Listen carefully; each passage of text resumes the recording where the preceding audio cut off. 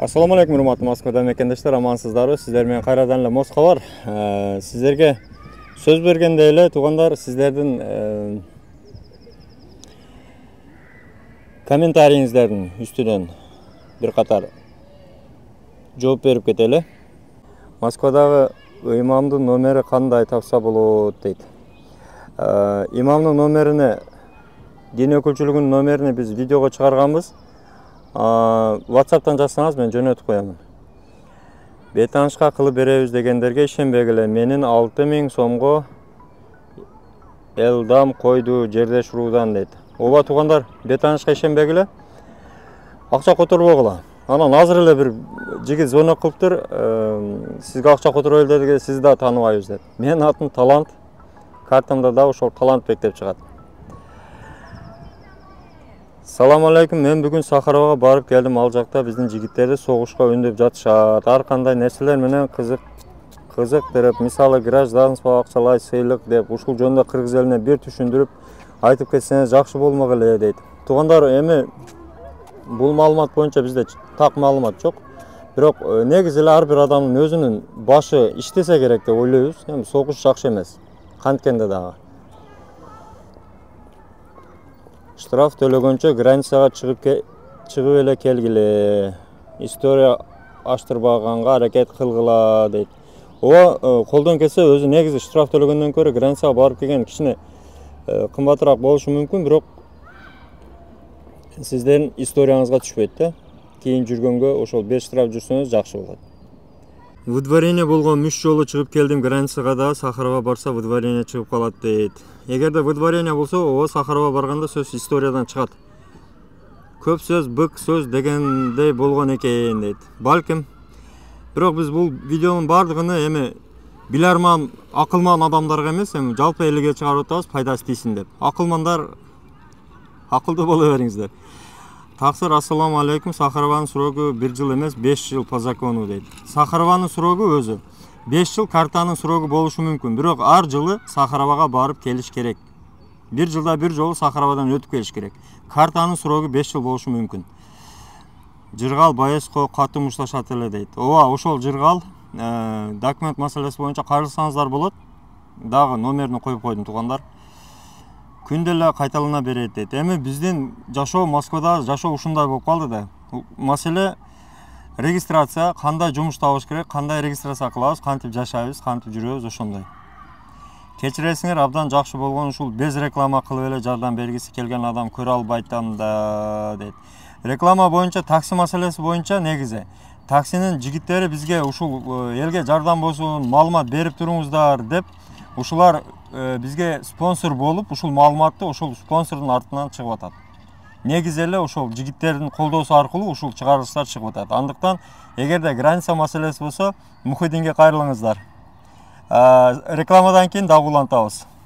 Урматтуу Москва шаарындагы мекендештерим, эгерде сиз чек арага кирди чыктыга муктаж болсоңуз, же документиңиздин мөөнөтү бүтүп жатса, анда биздин кызматтан пайдалансаңыздар болот. Ар күнү өтө ыңгайлуу, заман талабына жооп берген заманбап автоунаалар Москвадан Казакстандын чек арасына каттоодо. Ортомчусуз кара тизмеден текшерип, бир гана ыңгайлуу автоунаа менен сиздин документ маселесине жардам беришет. Байланыш номерлерибиз 8 926 213 00 плюс 7 965 402 93 Мухиддин. Мына азыр эле границага чыгып келгиле туугандар дейт. Салам, дайыма угам, рахмат, жардам бергиңер келет, бирок неге эле чек ара чык эле дей бересиңер, рекламага же төлөйбү бизнес. Азыр эле айттым, биздин спонсорлор өзү ошол чек аранын каттаган жигиттер бизге өзү акча төлөп ушундай чыгарылыш даярдап бериңиздер деп акча төлөшөт. Качан жеңилдик болот, кыйналып кеттик го кыргыздар. Эми жеңилдүү болуп калар буйруса. Биз дагы ошол колдон келишинче берип аткан жардамыңыздарга чоң рахмат, колдоп атканыңыздарга чоң рахмат, баардык катталуучуларга. Эгерде каттала элек болсоңуздар, катталып кетиңиздер туугандар. Анан негизи эле мынабы кыйналып кеттик, баары эле кыйналды, бирок башка туугандарга салыштырмалуу кыргыздардын документация жагынан кыргыздарда дагы деле жеңилдик бар, өзүңүздөр билесиздер. Башка мамлекеттин жарандары бизге караганда көп акча төлөшөт. патенти бар, ар айда төлөй турган өзүнүн чыгашалары бар, патентке төлөшөт. Андан кийин баягы документ иштери да өтө көп. Көп жерде алар регистрация кылбайт, алар да кыйыныраак бизге караганда. Андан соң чалуу болуп калды. Ассаламу алейкум, таксир, менде бир көйгөй бар, чорнойго кирип калганмын, регистрациям жок дейт.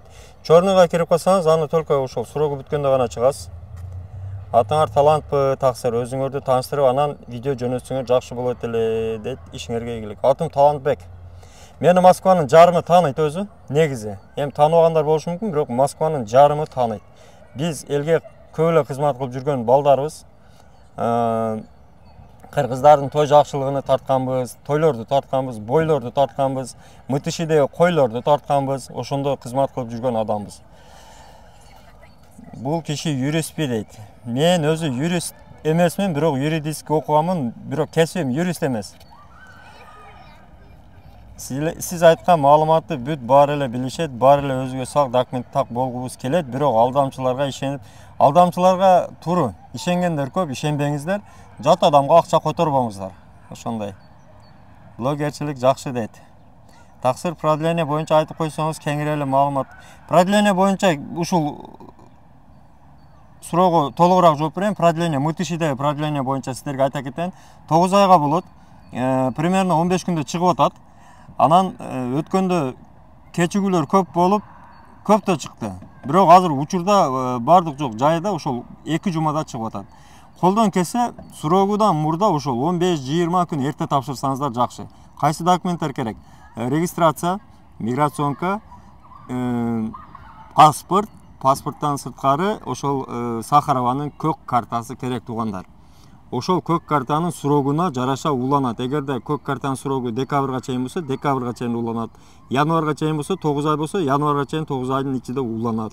Анан сентябрь, августта алган көк карталар ошол сентябрь, августка чейин эле уланып калат тугандар.